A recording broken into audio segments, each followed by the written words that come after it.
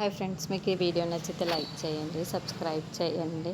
Janu running రేస్లో పాల్గొనడంతో దాంట్లో కూడా ఫస్ట్ ప్రైజ్ వచ్చి ఉంటుంది. అలా ఏ ప్రోగ్రాంలో అయినా ఏ కాంపిటీషన్లో అయినా పాల్గొన్నా కూడా అన్నింట్లోనూ జానునే ఫస్ట్ వస్తూ ఉంటుంది. తర్వాత ఇంకా ప్రైజెస్ డిస్ట్రిబ్యూషన్ జరుగుతూ ఉంటుంది.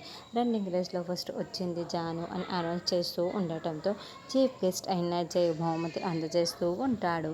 ఇక చివరిగా స్టడీస్లో ఫస్ట్ వచ్చింది అండ్ యాంకర్ అనౌన్స్ చేస్తే జానునే కదా అని జై అంటాడు. అవును సార్ అని యాంకర్ అంటుంది.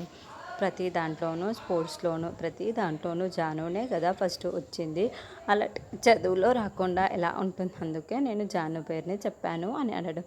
ఎగ్జాక్ట్లీ సార్ అని ఆవిడ అంటుంది. ఇక జాను జై చేతుల మీదుగా అన్ని రకాల ప్రైజులను అందుకొని చాలా చాలా సంతోషపడుతూ ఉంటుంది. ఇక ప్రైజెస్ని తీసుకొని కాలేజ్ బయటికి వస్తూ ఉంటుంది.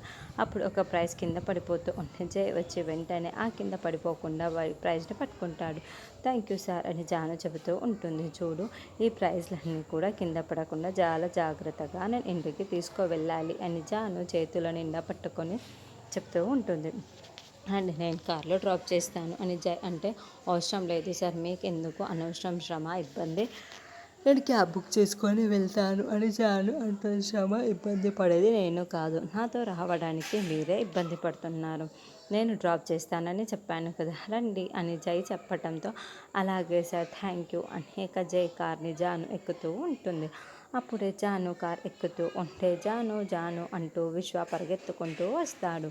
ఈ లోపలే జై జాన్ ఇద్దరు కార్లో బయలుదేరి ఉంటారు. అయితే ఇక విశ్వ అయితే చాలా బాధపడుతూ చూస్తూ ఉంటే ఇక జై పరిగెత్తుకు వచ్చి ఎందుకు అన్నది నెక్స్ట్